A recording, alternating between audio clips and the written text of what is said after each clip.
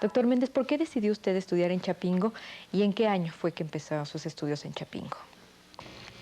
Bueno, yo estudié en Chapingo iniciando en 1955, pero en esa época era obligatorio hacer la preparatoria ahí mismo en esa institución para después proseguir a los estudios de la licenciatura en Ingeniería Agronómica. Y lo que me motivó a estudiar en Chapingo fue que desde la secundaria sentí bastante inclinación tanto por las matemáticas como por la biología. Y preguntando principalmente a familiares, pero también a algunos amigos, me señalaron que en ese sitio, en Chapingo, se podía estudiar en esa época con a buen nivel las dos cosas, tanto biología como matemáticas. En cambio, en la universidad o en el poli, o era pura biología o era pura matemática. Y yo lo que quería era combinar las dos cosas. Y creo que sí fue una buena decisión finalmente, ahora visto, muchos años después. En su época de estudiante en Chapingo, ¿cuál era la situación de la estadística en México y cuáles fueron las enseñanzas de sus maestros? Cuando estaba yo en Chapingo, mis maestros de estadística podríamos decir que había de dos tipos. Había algunos que enseñaban estadística bastante mal porque la habían aprendido como receta en algunos estudios de posgrado, principalmente de maestría, pero yo puedo decir sin pena que realmente no entendían qué era lo que estaban enseñando y se notaba en sus enseñanzas que brincaban de un tema a otro cuando no había secuencia lógica en esos temas. Pero también tuve la oportunidad de tener un gran maestro, el maestro José Luis de la Loma, que había sido un agrónomo formado en España, que vino cuando la Guerra Civil Española, y él daba el curso de experimentación agrícola, aunque también daba otros cursos como ecología, pero en experimentación, que era justamente la continuación de los primeros cursos de estadística, que como dije antes habían sido bastante malos. Ya en experimentación él daba los fundamentos de estadística para poder aplicarlos a hacer experimentos. Y él se apegaba totalmente a los principios que había establecido Fisher, pues relativamente pocos años antes de que él los aprendiera. Entonces él se formó como agrónomo en los 20 en España, entre los 20 y los 30, y en esa época era cuando estaba haciendo furor las ideas de Fisher para hacer experimentos agrícolas, que comentaremos quizá un poquito después. Doctor Méndez, al término de sus estudios de licenciatura, ¿qué tipo de estadística fue la que empezó usted a utilizar ya en su trabajo profesional y qué tanta era la influencia de Fisher? Bien, cuando yo terminé aún no estaba muy decidido mi vocación por la estadística, estaba un poquito en lo que podríamos llamar la genética cuantitativa, que efectivamente tiene la parte matemática, pero también tiene de manera bastante fuerte la parte biológica de la genética, y de hecho el primer trabajo que yo acepté era como fitomejorador. Esto quiere decir una persona que está haciendo la aplicación de la genética para producir mejores variedades de plantas. Y ahí el uso de la estadística es sumamente importante. Entonces, los trabajos en los que me encomendaron, y que alguno de ellos fue mi tesis de licenciatura, eran justamente hacer experimentos y también hacer cruzas de diferentes tipos de maíz para valorar cuál es la potencialidad productora de las diferentes cruzas. Y entonces fue cuando utilicé muy fuertemente las enseñanzas, fundamentalmente de mi maestro José Luis de la Loma, que él para entonces ya había escrito un libro clásico que se llama Experimentación Agrícola, en donde la primera parte da unos antecedentes un poquito elementales de la estadística y luego ya entra de lleno a la experimentación agrícola, y está utilizando prácticamente importado, traducido al español, algunas de las ideas básicas de Fisher, donde destacan fundamentalmente el uso de la asignación aleatoria de las diferentes variantes de factores causales, que se llaman tratamientos en la experimentación, y esto es para dar mayor validez a las pruebas de hipótesis estadísticas y para controlar las fuentes de variación extrañas, que así le llamaba Fisher, y después se llamaron factores de confusión. Y también hacía mucho uso de la formación de bloques, que son pequeños grupos de elementos, que pueden ser plantas o pueden ser animales, que son relativamente homogéneos, y dentro de ellos se valoran las diferentes variantes o tratamientos. Esos podríamos decir que fueron los dos principios fundamentales en la conducción de los experimentos, pero además Fisher también desarrolló la base matemática, que son los modelos estadísticos lineales, para poder representar esos experimentos y poderlos analizar. Y justamente la culminación de esos modelos estadísticos se hace con un cálculo que se obtiene con los datos, que se llama justamente F, en honor a Fisher. Aunque el nombre de F no se lo puso Fisher, hubiera sido muy pretencioso de su parte, sino fue posteriormente un norteamericano, el doctor George Snedecor, que hizo una leve transformación matemática a lo que había hecho Fisher, y entonces lo bautizó con F en honor a Fisher. Entonces yo estaba haciendo pues muchas aplicaciones de experimentos, me tocaba poner experimentos en diferentes lugares del país, desde el sitio de Chapingo, también en Morelos, en Jalisco, en Veracruz, y mi responsabilidad era completa desde el punto de vista de que yo tenía que poner el experimento en el campo y después hacer el análisis de esos experimentos, que en esa época se hacían con una pequeña calculadora electromecánica, que el único mérito que tenía era que iba acumulando cuadrados de números, iba sumando los cuadrados de los números, que es una operación básica para el análisis de varianza. Pero de todos modos me llevaba a veces hasta un día a hacer el análisis de un experimento relativamente grande, cosa que ahora en unas décimas de segundo se hace con las computadoras. Sí. Pero sí eran efectivamente las ideas típicas de Fisher. Pero entonces ya empecé yo a preguntarme muchas de las ideas en qué estaban sustentadas. ¿Por qué se hacía una cosa? ¿Por qué se hacía la otra? Me enfrenté a veces que las recetas que me habían enseñado no las podía llevar a cabo exactamente. Entonces ya en el campo, sin poder consultar con algunos maestros, tenía que tomar alguna decisión. Y siempre tenía miedo de si esa decisión estaba bien tomada o mal tomada. Entonces me fui dando cuenta de que para poder hacer la investigación no se pueden hacer recetas, sino que era necesario tener una idea bastante más profunda de lo que es la metodología y la teoría que se está investigando, para que en función de eso se pueda ir adaptando el método. Pero en principio era tal cual justamente todas las ideas de Fisher, que Fisher las desarrolló en una estación agrícola experimental en Inglaterra, en Rothamsted, más o menos en la década de 1910-1920.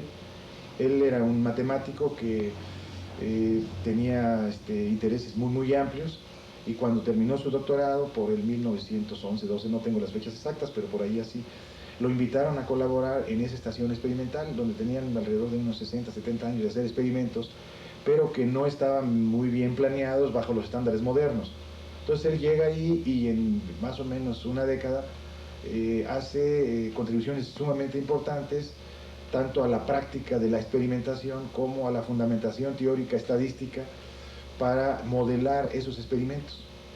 Y quizá esta es la razón por la cual en muchos sitios el arranque de la estadística, en muchos países me refiero, ¿verdad?, se inicia también en la agricultura, porque en el mundo también fue en la agricultura. O sea, después de que Fisher trabajó estas ideas, fueron pasando poco a poco a otras áreas de aplicación.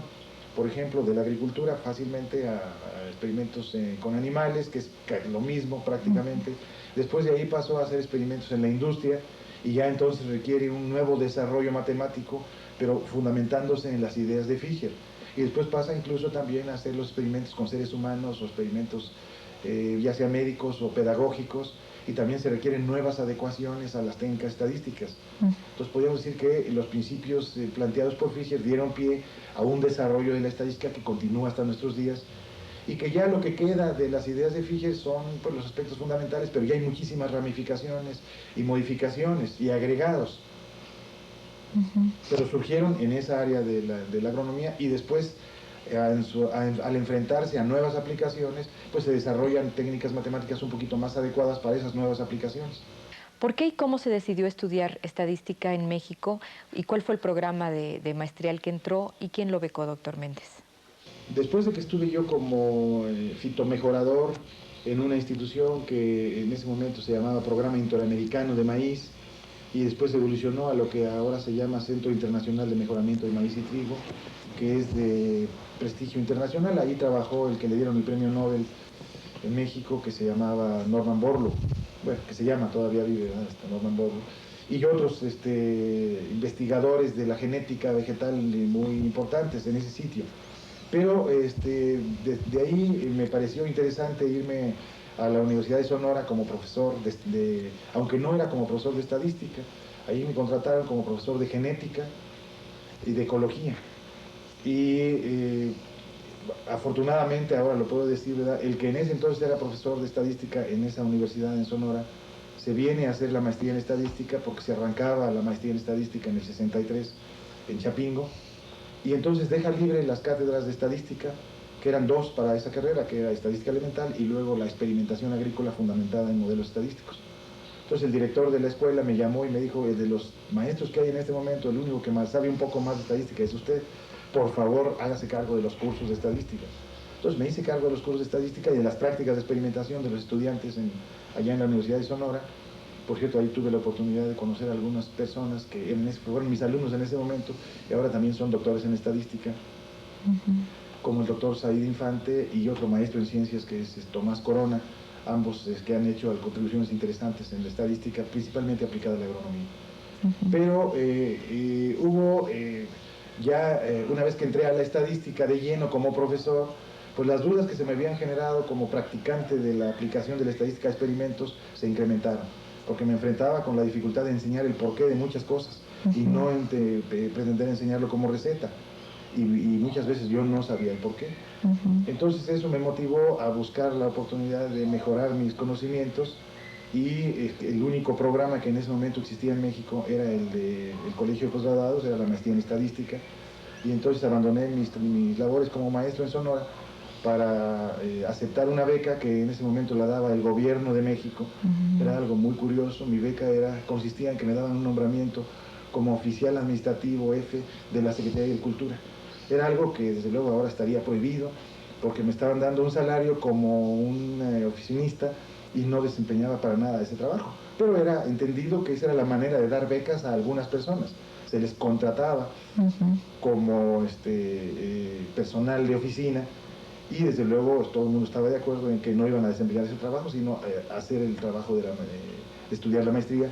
Y lo que se esperaba justamente era que contribuyeran a desarrollar mejor las técnicas de producción agrícola al término de los estudios de maestría y que fueran también mejores profesores para la formación de otras personas que estaban iniciándose en el uso de la estadística aplicada fundamentalmente a problemas agrícolas.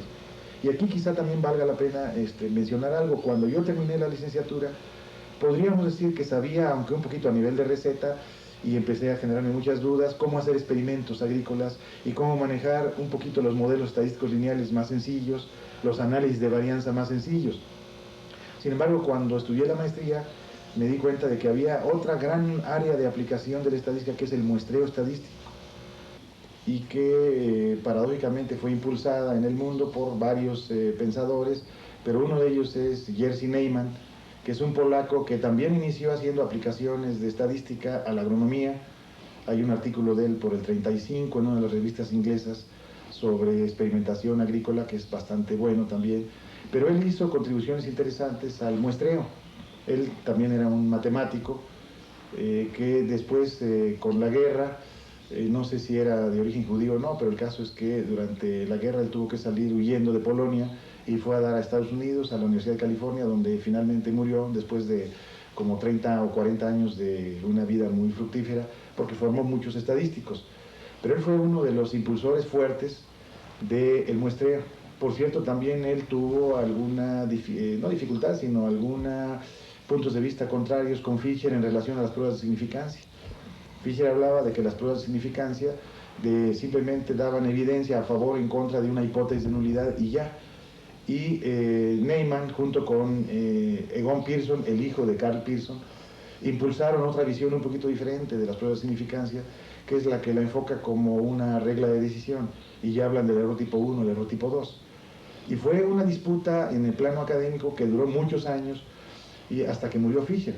Y podríamos decir que los que ganaron en términos de cuáles fueron las ideas que prevalecieron fueron Neyman y Pearson, que lo que se enseña actualmente es la visión más de tipo Neyman y Pearson y un poquito menos la de Fisher. Y eso para mí es un poquito explicable porque ya el uso más común de la estadística no es en la investigación y menos la investigación agrícola. Digamos, lo que aplica de estadística un actuario, un contador o un médico, no es tanto en experimentación, sino justamente para la toma de decisiones. Y ahí sí el enfoque de Neyman y Pearson es más adecuado. Pero entonces podríamos decir que era una disputa que desde mi punto de vista no tenía razón de darse, sino simplemente cada uno tenía su lugar de aplicabilidad. Y creo que eso subsiste todavía dentro de la estadística, que hay muchos puntos de vista encontrados, y yo lo que considero es de que hay que ver en dónde se originaron y qué tipo de aplicaciones tienen esos puntos de vista, y probablemente los dos son adecuados cada uno en su terreno. ¿Por qué y cómo se decidió estudiar un posgrado en el extranjero y por qué en la Universidad de Carolina del Norte? Bien, entonces había el ofrecimiento de becas en estadística y en economía. Y entonces solicité al doctor Rojas, entonces director del Centro de Estadística y Cálculo, que me apoyara para ir al doctorado, y él me dijo que con todo gusto lo haría. El compromiso era regresar a México y impulsar la investigación y la enseñanza de la estadística ya a un buen nivel, que es lo que se espera justamente de una persona con doctorado.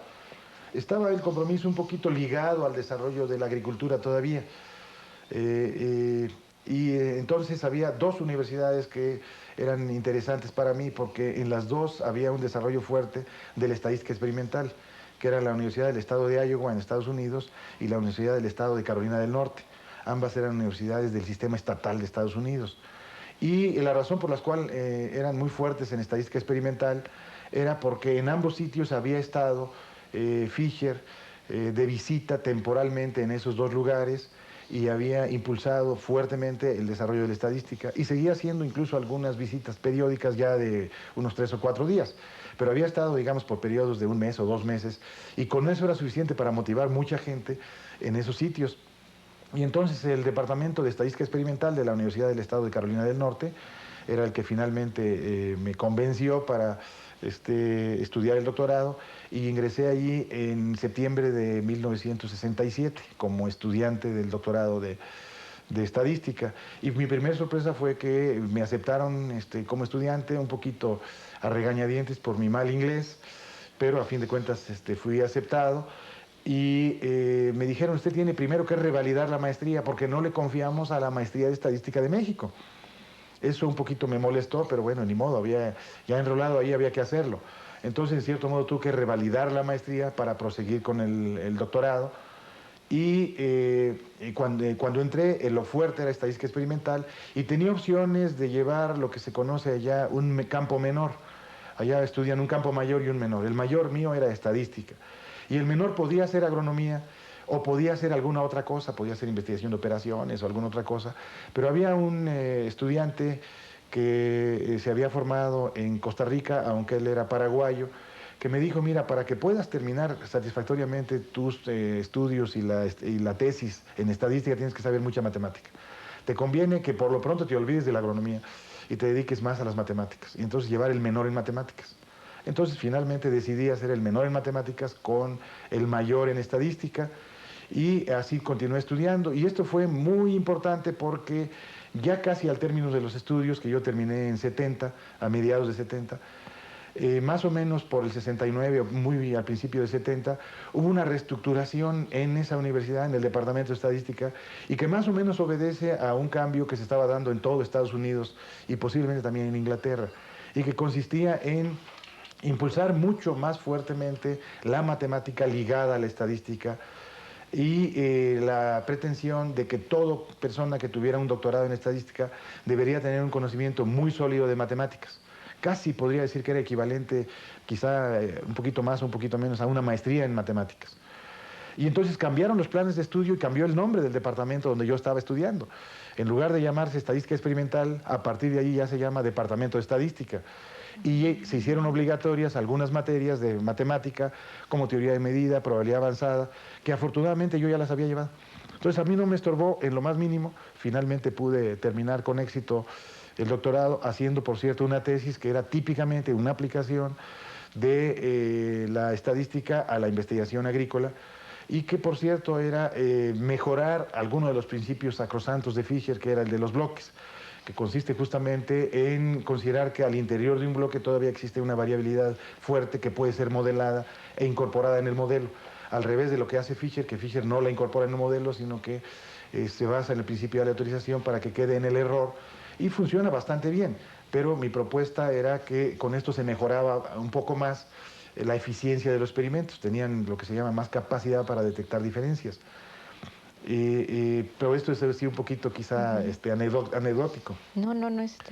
Que por cierto fue la primer tesis doctoral del que fue mi profesor consejero, que también es muy interesante. Era una persona que había hecho un doctorado en mejoramiento genético, pero después hizo un postdoctorado en estadística.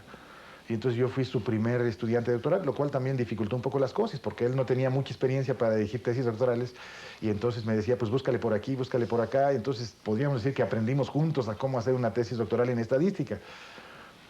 Creo que este cambio de la estadística, hacerla más matemática, sí considero yo que habría que verlo con cuidado. Yo concuerdo que todo doctor en estadística debe tener unas bases muy sólidas en matemáticas, pero que no se carguen demasiado las matemáticas, porque entonces ya no podríamos decir que es un estadístico aplicado, ya es un matemático. Y entonces hay ocasiones, yo he conocido algunos matemáticos que son excelentes estadísticos teóricos, pero que no pueden analizar ni planear un experimento relativamente sencillo. Entonces ya la situación es muy, muy amplia y eso dificulta un poco la aplicación de la estadística, porque no los enseñan, los forman muy matemáticamente y no los enseñan a las dificultades que tiene la aplicación de esos conceptos matemáticos, podríamos decir, a disciplinas como la biología, la agronomía, la medicina, etc.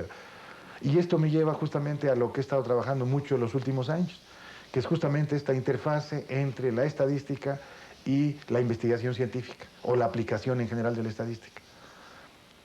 Que podríamos comentar de esto un poquito más adelante.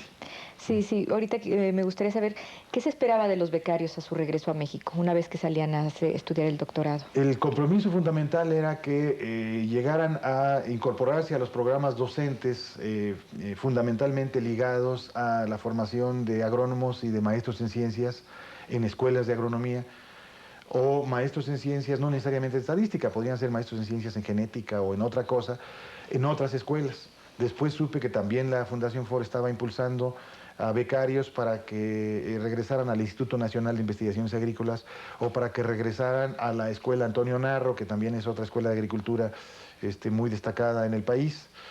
Sin embargo, yo estuve relativamente poco tiempo cumpliendo con el compromiso. Estuve aproximadamente como un año, año y medio como profesor del Centro de Estadística y Cálculo. Allí dirigí ya algunas tesis de maestría de algunas personas que posteriormente salieron a hacer doctorado en estadística, como el actual doctor Guillermo Zárate y algunos otros que en este momento no recuerdo. Pero lo verdaderamente importante es de que llegó un momento donde básicamente por alguna situación más de orden político, yo no estaba muy a gusto en el propio Centro de Estadística y Cálculo como maestro. Y entonces me estaban ofreciendo la oportunidad de colaborar en una institución del gobierno, que era la Dirección General de Economía Agrícola, que tenía un programa muy fuerte de captación de estadísticas continuas. En todo el país la pretensión era tener información del desarrollo de todos los diferentes cultivos, de técnicas de cultivo, etc. Y el puesto que me ofrecían era como subdirector de esa dependencia, pero fundamentalmente encargado del desarrollo técnico de esas encuestas. Y entonces fue cuando empecé a meterme mucho más fuertemente a las ideas del muestreo, que yo había tenido que pasar un examen doctoral en Estados Unidos donde me preguntaban cuestiones de muestreo. Y lo hice sin llevar ningún curso de muestreo. Pero lo que hacía era estudiar muy fuertemente los textos. En aquella ocasión lo que pasaba en Estados Unidos era que había un examen general de conocimientos donde preguntaban muchas cosas, hubiera o no hubiera llevado el estudiante los cursos correspondientes, porque ninguno de los cursos era obligatorio. Lo que era obligatorio era tener un conocimiento general. Entonces uno no alcanzaba a llevar todos los cursos posibles. Entonces tenía que formarse por su cuenta. Entonces yo recuerdo muy bien que había leído como 3 o 4 textos de muestreo. Incluso una cosa que es curiosa, yo saqué la más alta calificación en el área, en la parte de muestreo, en el examen doctoral, más alta que los que habían llevado el curso de muestreo. Pero eso era justamente porque yo ya tenía mis antecedentes de Chapingo, donde sí llevé algunos cursos de muestreo, justamente también con el doctor Basilio Rojas, que él fue mi profesor en la maestría, tanto de muestreo como de diseño de experimentos.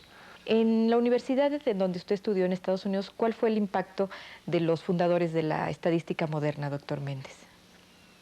Bueno, como mencionaba, mi motivo para ir a Carolina del Norte es porque era muy fuerte en estadística experimental. Sin embargo, es muy importante recalcar que también se estaban desarrollando algunas otras aplicaciones de la estadística. Aquí es interesante un poquito de historia. Más o menos en los 40, una exalumna de Fisher de Iowa, que era la doctora Gertrudis Cox, fue nombrada jefa de un departamento de estadística en Carolina del Norte. Y ella tuvo una visión extraordinaria porque desarrolló de hecho, 3 escuelas de estadística, utilizando la colaboración de 2 universidades, la Universidad Estatal de Carolina del Norte y la Universidad de Carolina del Norte, que están separadas como unos 40 kilómetros entre una y otra. Una está en una ciudad que se conoce como Chapel Hill, que es la de la Universidad de Carolina del Norte, y la Universidad Estatal está en una ciudad que es Raleigh, que es la capital del estado de Carolina del Norte. Pues la doctora Cox, bueno, doctora honoris causa después de varias universidades, pero nunca obtuvo el doctorado formal.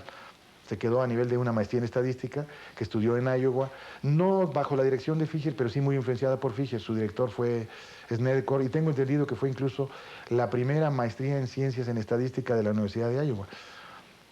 Por los 40 fue la doctora Cox. Entonces ella fundó 3 escuelas muy ligadas, que fue una escuela de bioestadística en Chapel Hill, una escuela de estadística matemática en Chapel Hill y una escuela de estadística experimental en Raleigh, en la Universidad Estatal. De manera que cuando yo llegué había intercambio de profesores perfectamente fluido. Uno se inscribía en cualquiera de estas escuelas y podría automáticamente llevar clases con cualquiera de las otras. Entonces, si bien mi orientación fundamental, y fue la razón por la que me inscribí en la de Raleigh, la Universidad del Estado de Carolina del Norte, era la estadística experimental, sí empecé a asomarme a algunas otras aplicaciones de la estadística, por ejemplo, la estadística a nivel de aplicaciones epidemiológicas o demográficas, y que estaba bastante bien desarrollada en la Escuela de Bioestadística en Chapel Hill. Entonces tuve la oportunidad de llevar clases con un señor que se llama James Grisel, que había desarrollado algunas técnicas estadísticas ya no privativas de los experimentos agrícolas, sino más utilizadas en problemas de epidemiología. Y a mí me abrieron así una visión mucho más amplia de lo que es la estadística.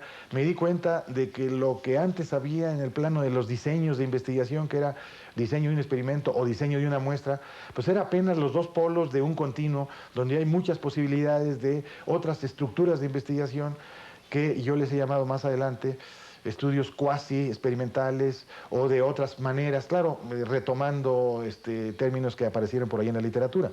Pero hay una gama entonces de posibilidades, y esa gama de posibilidades de diseñar la investigación tiene una correspondencia de los métodos estadísticos, desde los métodos clásicos de diseño de experimentos con modelos lineales de Fisher, y por el otro lado estaban los métodos clásicos de muestreo. Había una gama muy amplia de posibilidades en medio, donde aparecen muchas técnicas de tipo multivariado, los modelos logísticos, los modelos lineales, que por cierto, cuando yo terminé en Carolina del Norte, todavía los modelos logísticos o los modelos lineales no eran de uso común. Apenas empezaban a aparecer en algunas de las revistas de estadística, pero no había, que yo sepa, ningún texto que los tocara de lleno. El primer texto que ocurre sobre, por ejemplo, modelos logarítmicos lineales aparece en el 74 y yo terminé en 70, entonces no había oportunidad de estudiarlo en textos. Sin embargo, esa riqueza de formación de las gentes que había allí en Carolina del Norte sí me permitió tener una idea de lo que estaba ocurriendo. Nada más, insisto, era una idea que después tuve el compromiso de tratar de fundamentarla un poco más, ya por mi cuenta al regresar a México, ya con el doctorado.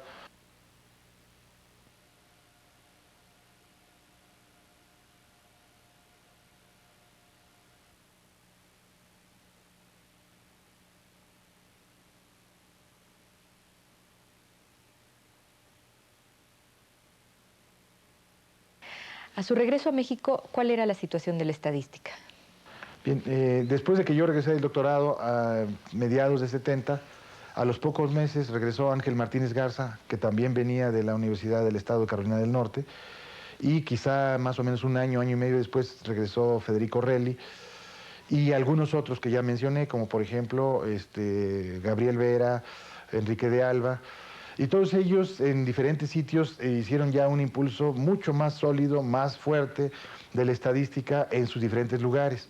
Podemos señalar que empezó entonces ya a formalizarse más la enseñanza de la estadística en un buen nivel en la UNAM, justamente al programa que yo me incorporé en el 73, después de haber estado en la Dirección General de Estadística del Gobierno Federal, donde hice muchas aplicaciones, fundamentalmente del muestreo, pero finalmente me atrajo mucho más el ambiente académico y por eso fue que me incorporé al IMAS, que en ese entonces no era IMAS, era el CIMAS, el Centro de Investigación en Matemáticas Aplicadas y en Sistemas. Después evolucionó en el 76 a Instituto de Investigación en Matemáticas Aplicadas y en Sistemas. Pero yo me incorporé en el mayo del 73, si no recuerdo mal, pero fundamentalmente porque se estaba consolidando un departamento de estadística y yo veía que había una gran oportunidad de poder hacer algún buen desarrollo en ese sitio. Y yo creo que fue muy venturoso que pudiera cambiar a ese sitio porque tuve oportunidad de poder aplicar más la estadística a diferentes áreas. Quizás si me hubiera quedado en el ambiente agronómico no hubiera podido tener oportunidad de entrar en contacto con muchas otras áreas de investigación, en particular, por ejemplo, la medicina o algunas otras áreas como la psicología, la sociología. Pero lo que es importante es de que estando ahí en el IMAS, pues un poquito por los cursos que daba y los contactos que tenía con otras personas, empezaron a enterarse que había alguien que sabía algo de diseño de experimentos o estadística experimental. Y entonces fue hasta cierto punto relativamente natural que algunos médicos que estaban teniendo problemas en la aplicación de este tipo de estadísticas fueron a buscarme. Y así literalmente fueron a buscarme a mi cubículo de Limas. Y entonces empecé a hacer algunas aplicaciones de la estadística, empecé a participar en cursos de estadística para médicos. Y sobre todo eso, que empecé a tener ciertas aplicaciones. Y en el 78 había una plaza en la Academia Nacional de Medicina. Para entonces ya te había publicado un libro que se llama Principios de Investigación Médica, que había ganado el tercer lugar en un concurso de obras médicas de la propia Academia Nacional de Medicina, y algunos artículos de aplicación de la estadística a la medicina. Entonces hice la solicitud para ingresar a la Academia Nacional de Medicina y fui aceptado. Tienen un nivel de ingreso relativamente fuerte. En este momento no me acuerdo exactamente cómo era cuando yo ingresé, pero ahora lo sé muy bien porque el año pasado terminé 3 años de estar en la comisión de admisión de la propia academia. Y entonces lo puedo decir, piden 15 artículos publicados con arbitraje para poder ingresar. Entonces yo ingresé en el 78, yo creo que no eran tan fuertes. No, habría que ver mi currículum para ver si los tenía o no los tenía, pero por ahí andaba. Desde luego sí contaban los libros. Ya para entonces tenía el libro de modelos lineales que había escrito para CONACYT, que lo hice como una continuación de mi trabajo de tesis de maestría, complementando algunas otras cosas. Tenía otro libro que había hecho en la Universidad Autónoma Chapingo, y este libro de Principios de Investigación Médica y algunos artículos. Entonces sí, seguro que también contaban los libros. Ya había tenido algunas cosas, ¿no?, publicadas. Y también tenía una serie de monografías que, si bien no son arbitradas, pero eran lo que utilizaba yo como apoyo para los cursos tanto de muestreo como de diseño de experimentos, y también en alguna ocasión di el curso de multivariado y el de inferencia en la propia maestría de estadística en el IMAS, y en la medida de lo posible procuraba desarrollar algunas notas que después se publicaban como monografías del IMAS, y esas también eran bastante difundidas. Todo ese trabajo previo en el 78 fue lo que, podemos decir, me valió como antecedentes para poder ingresar a la Academia Nacional de Medicina. ¿Cuáles considera usted que fueron sus contribuciones más importantes al estudio y al desarrollo de la estadística en México? Bueno, a pesar de que he tenido nombramiento de investigador desde el 73 hasta acá, con algunos permisos cuando estuve, por ejemplo, de rector en Chapingo, mi trabajo fundamental yo no lo califico tanto como un investigador, sino más como un docente. Aunque claro, sí me ha preocupado la investigación y he hecho algunas contribuciones a la investigación, como mencionaba desde mi tesis doctoral, que es algo que he continuado, y hay algunas publicaciones por ahí sobre algunos temas de investigación en estadística, pero no considero que sean muy fuertes y han sido además publicadas fundamentalmente en el extranjero. Pero creo que el impacto más fuerte que he podido tener ha sido a través de los cursos que he impartido tanto en el área formal, es decir, en los programas de licenciatura o maestría, y he participado muy fuertemente en los programas de maestría de Chapingo, maestría en estadística de Chapingo, y el programa de maestría en estadística de la UNAM, en el IMAS. Pero también un poco en las licenciaturas, en la licenciatura de agronomía en Chapingo, la licenciatura de actuaría en Chapingo, y en algunas, la licenciatura de actuaría en la Facultad de Ciencias de la UNAM, y en algunas otras licenciaturas. Pero he tenido también una actividad muy intensa de cursos intensivos. Cursos intensivos que son en muy diversos sitios y universidades del país, desde Zacatecas, Saltillo, o en Tabasco, que por cierto en Tabasco también hubo una maestría en estadística un tiempo, sostenida prácticamente por el IMAS. Y en esas actividades de impartir cursos, pues mis ideas, o que son un poquito las ideas de Fisher y las ideas de los grandes estadísticos, por supuesto hay que reconocerlo, matizadas por mis propias ideas, mis propias contribuciones, sobre todo últimamente con esta planteamiento de que es fundamental conocer un poco más de la filosofía y la metodología de la ciencia para hacer una buena aplicación de la estadística. Todo eso lo he estado transmitiendo en los cursos que he estado impartiendo en diferentes lugares, cursos intensivos. Tuve la oportunidad en 2 ocasiones de tener apoyos fuertes para hacer cursos. La primera fue un apoyo de CONACYT para dar cursos en el área médica. Entonces dimos cursos que se llamaban investigación médica o principios de investigación médica en todo el país. Y de ahí fue consolidándose la idea de escribir un texto que finalmente fue el texto que se conoce como el protocolo de investigación. Ahí impartí no sé cuántos cursos, pero fácilmente unos 15 o 20 cursos en todo el país, y se juntaban en algún lugar. Por ejemplo, en Guadalajara tuvimos 200 alumnos. En otros lugares había 100 alumnos, y que eran personas interesadas en la investigación. Y claro, mi contribución era fundamentalmente en la estadística, pero también con mucho énfasis en los diseños. Y ahí fue cuando empecé a ver la necesidad de entrar un poquito más en aspectos filosóficos. Y después la propia Academia Nacional de Medicina me apoyó para que se dieran cursos también para impulsar el buen uso de la estadística en la investigación médica. Y también se dieron cursos en diferentes lugares del país y también de México. Y después de ahí ya hubo invitaciones para otras cosas, o sea, cursos en muy diversos sitios. Y de todo eso, en la medida de lo posible, procuraba dejar algunas monografías o algunas cosas.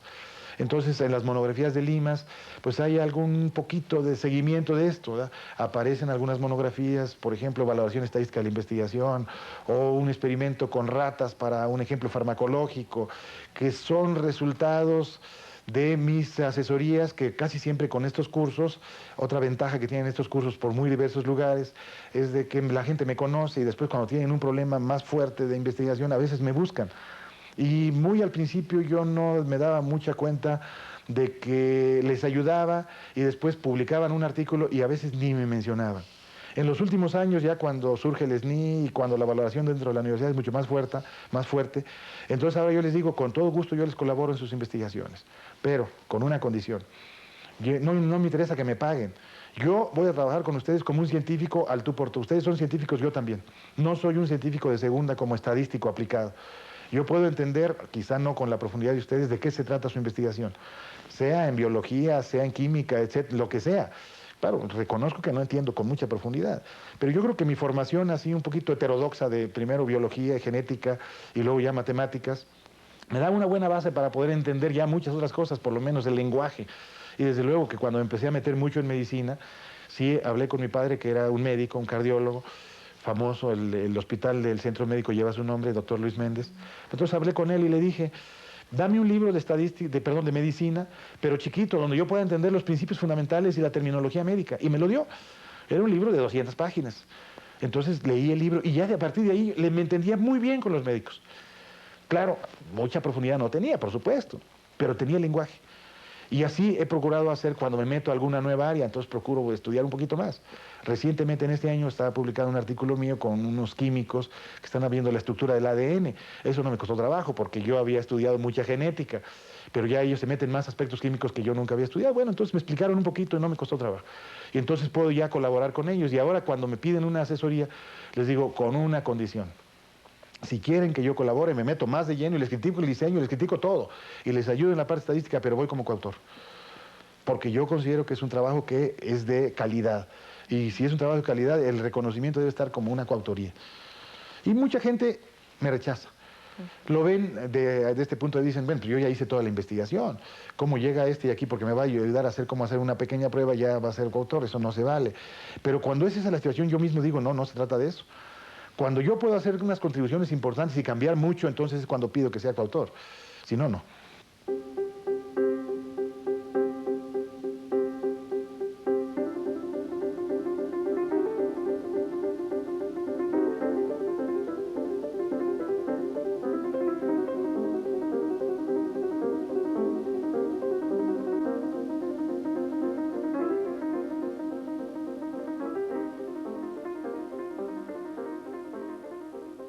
Pero hay otro tipo de asesorías, que son asesorías que solicitan algunas empresas, ya sean empresas privadas o empresas gubernamentales, en donde ya el objetivo no es publicar un trabajo de investigación, sino resolver un problema práctico de tomar alguna decisión, de tener información que fundamentalmente sirve para la toma de decisiones. Y he participado también en eso como asesor del subsecretario de Salubridad, como asesor en la Dirección General de Estadística y también como asesor en algunas otras empresas privadas.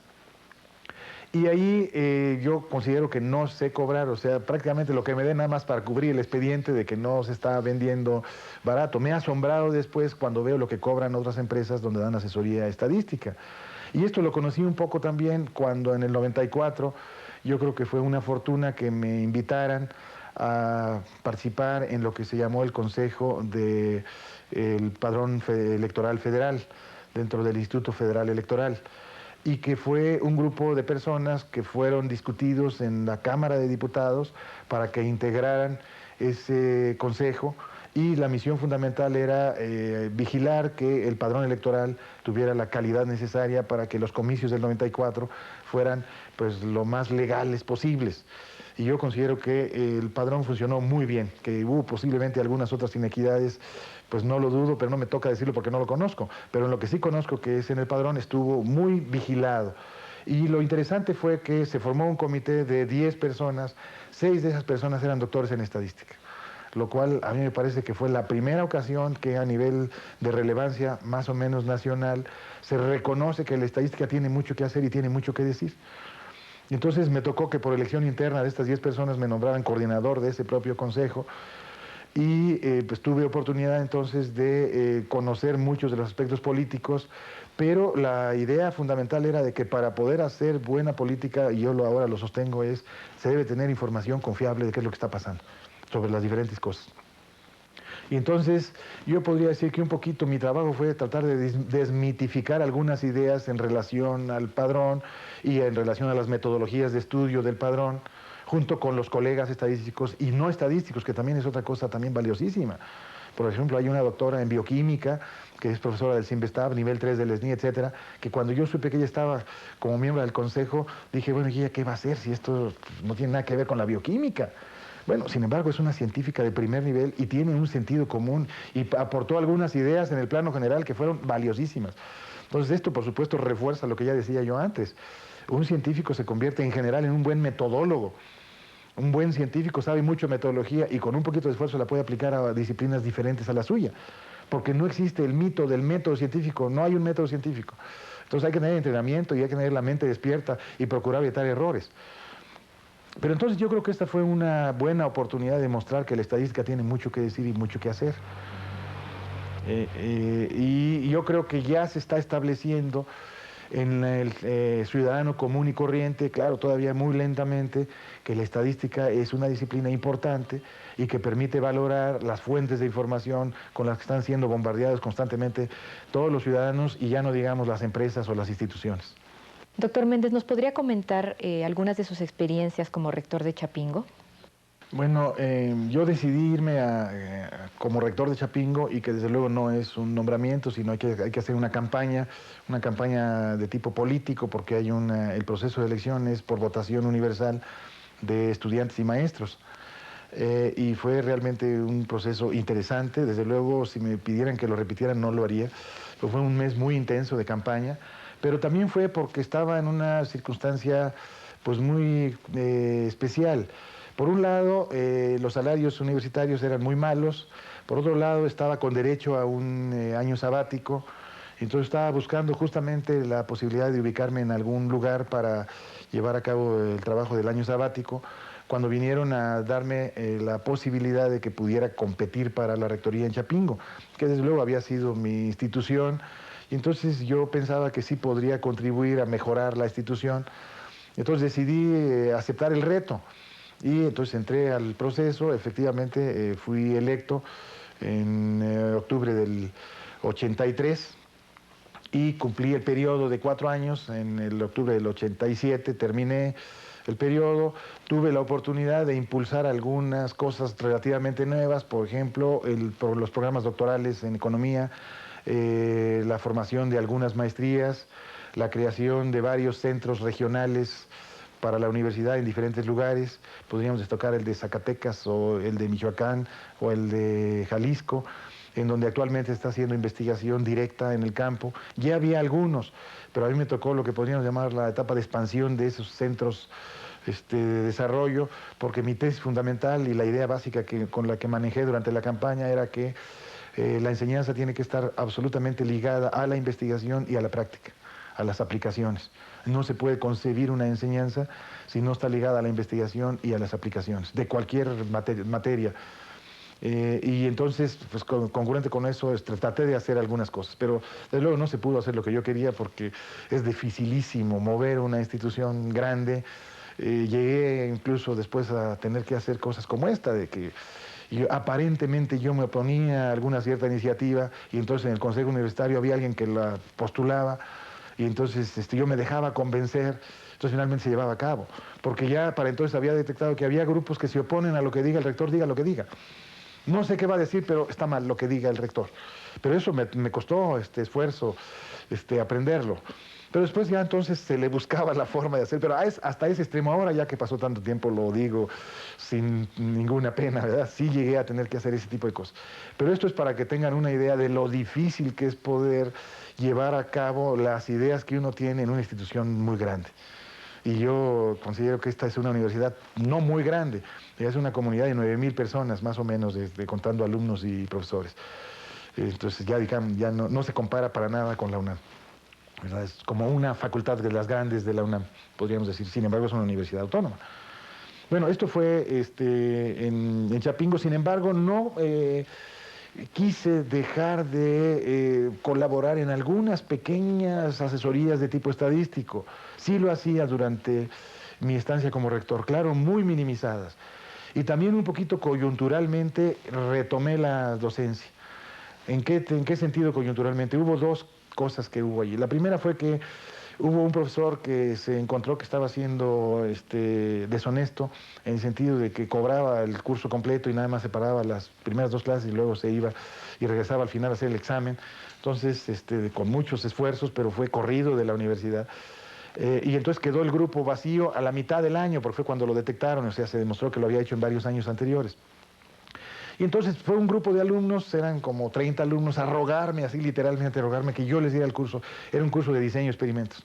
Y como era justamente mi área, la que había trabajado, que tenía ya publicaciones para entonces, etcétera, dije, bueno, es una muy buena oportunidad. Entonces, por supuesto, yo como rector tenía pues, 3 secretarias en la mañana, 2 secretarias en la tarde, etcétera, que es lógico que se tenga una cosa de esas.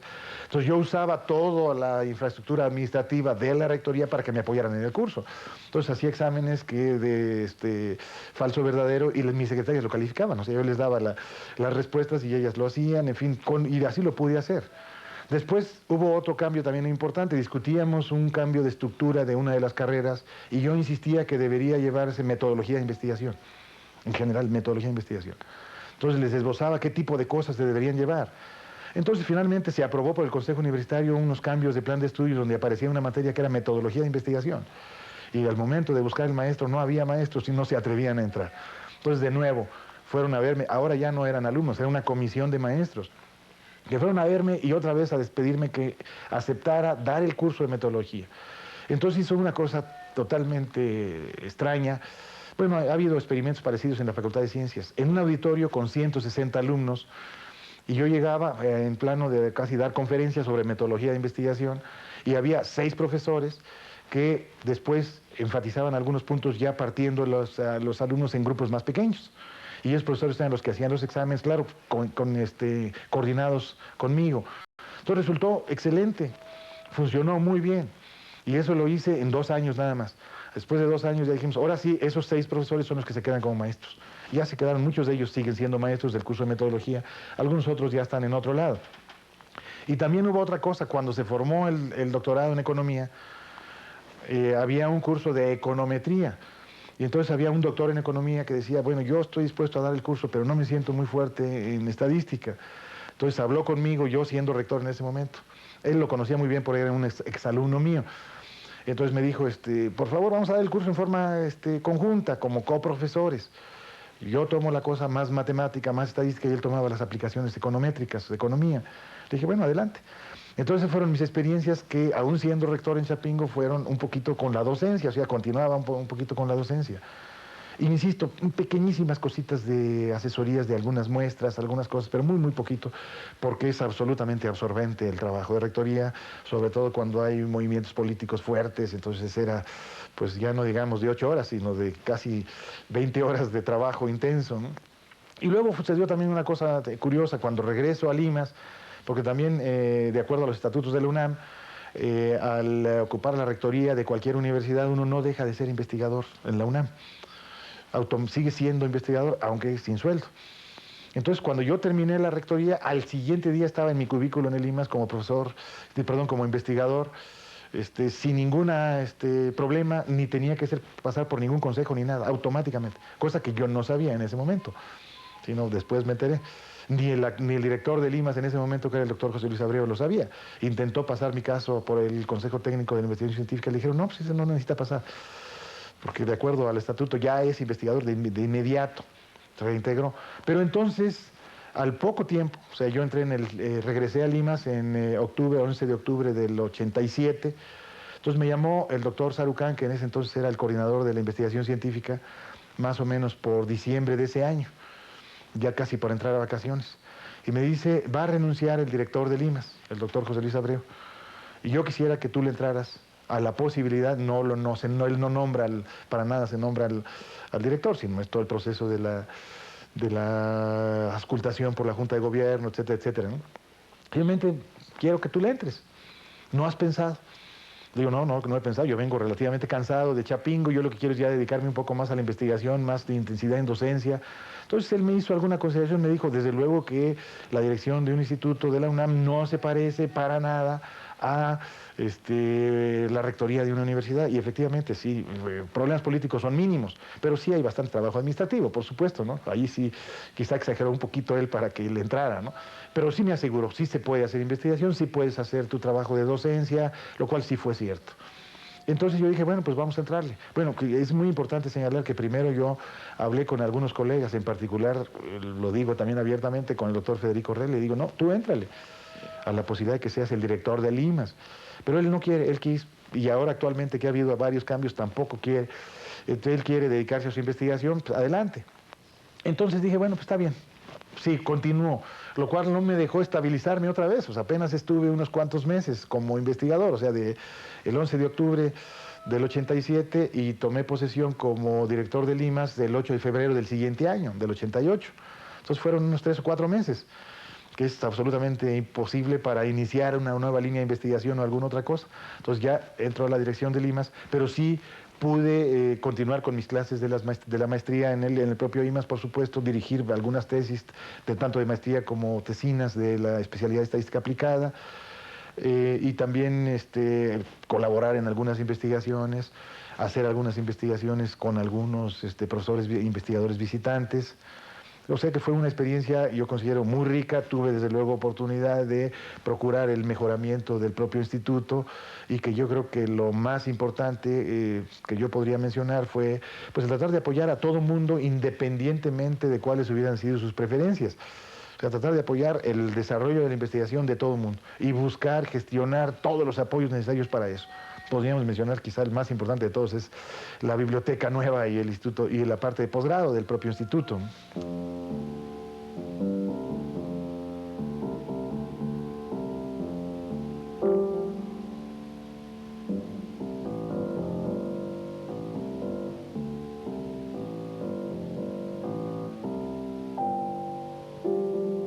Mi preocupación fundamental como director de Limas fue el impulsar las buenas condiciones para la investigación en los diferentes áreas que tiene el instituto, sin discriminar de ninguna manera ninguna de ellas, y en particular gestionar todos los medios para que se lleve a cabo satisfactoriamente esa investigación, porque es muy difícil tratar de cambiar las líneas de investigación de los propios investigadores. Pues eso yo me atrevería a hacerlo, pero en mi área, pero no en otras áreas.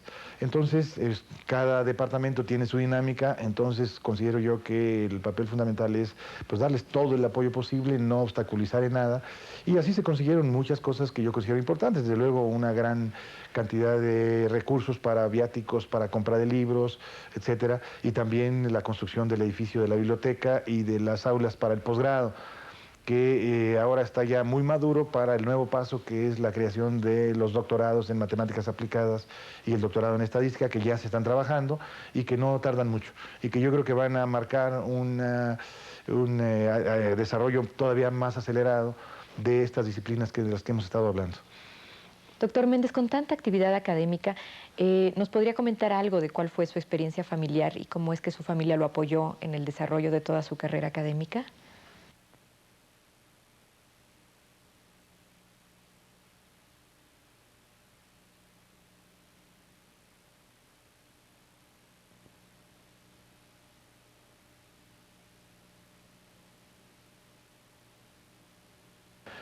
Yo pensaría que, sobre todo al principio, sí se hizo a costa de un deterioro de las relaciones familiares, porque se disminuye el contacto que se puede tener con la familia. O sea, hay que estar en muchos lugares trabajando y a veces sin comer. Y yo podría comentar incluso que desde el doctorado, yo decidí irme al doctorado ya con toda la familia. Algunos otros se van solos y nunca se llevan a la familia, lo que a veces hace que después haya divorcios, o algunos se van primero solos y luego después de un cierto tiempo, ya que están establecidos, entonces se llevan a la familia. Yo no, yo me fui a empezar a saber qué era Estados Unidos, porque era prácticamente mi primer viaje a Estados Unidos, ya con los 3 hijos pequeños, con mi esposa, y al principio incluso nos acompañaba mi suegra, porque no tenía con quién vivir. Y entonces sí fue bastante difícil, pero afortunadamente el apoyo fuerte de mi esposa me permitió salir muy bien, porque además la beca era bastante reducida. Entonces teníamos que programar muy bien los gastos. Por ejemplo, no comer carne más que una vez a la semana. Creo que además es muy saludable, pero ahí no lo podíamos hacer porque no había dinero. Pero sí tenía que estar dedicado a estudiar muy fuertemente. Sin embargo, utilicé una estrategia que creo que era bastante exitosa. En la medida de lo posible, yo estudiaba muy intensamente los 5 días de la semana. Y mi trabajo, o sea, mis horas de estudio eran desde las 8 de la mañana hasta las 5 de la tarde, con una hora para el lunch, de 12 a 1 más o menos. Y después llegaba a comer y regresaba a la universidad a trabajar hasta las 11 de la noche.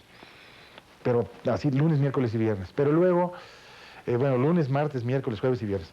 Y luego el sábado y el domingo procuraba descansar. Y descansar era irme a remar con mis hijos que estaban chiquitos, o a caminar en un parque. Eso salvo que se avecinara un examen fuerte, por ejemplo, la revalidación de la maestría, o por ejemplo el examen del menor en matemáticas, o los exámenes generales del doctorado, o la defensa de mi tesis, que fueron esas 5 instancias durante casi los 3 años que estuve 2 años, 10 meses.